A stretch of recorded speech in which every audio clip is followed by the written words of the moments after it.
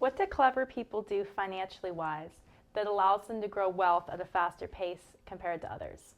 They understand how the tax code works and how to turn the system in their favor.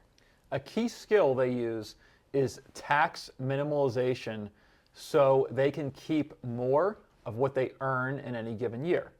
For most of us, when we think taxes, we think our wages. Each year, when we make money, what do we pay back to the government? The IRS has a table that will have different tiers, and you can see what you pay, and it escalates based on what you make. What does that table look like? Let's take a look. We have attached 2025 federal income tax rates here.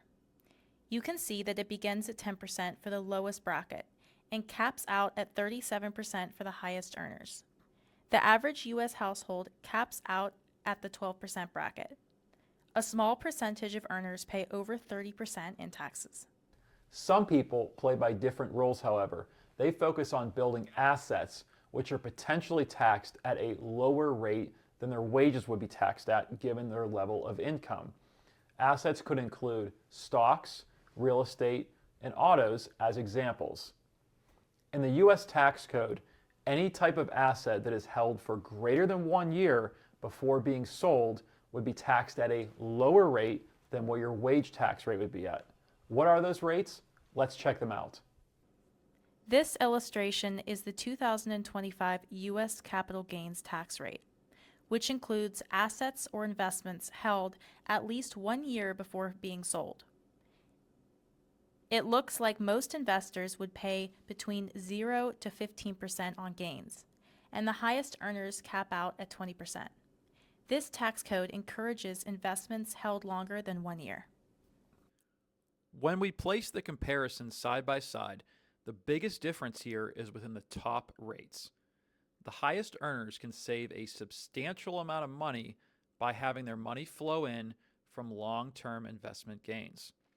For example, if we think about a family making a little over $500,000 annually, they would pay up to 35% in taxes on wages. But if they had a long-term gain from investments, they would only pay up to 15%. That can amount to a massive tax savings.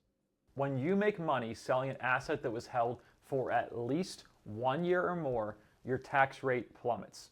Now keep in mind, you are only taxed when you sell an asset.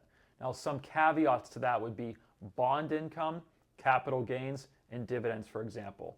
The whole goal here is to delay taxes years down the road when you sell and to lower your tax burden when that occurs. Thank you so much for watching, and we'll see you in our next video.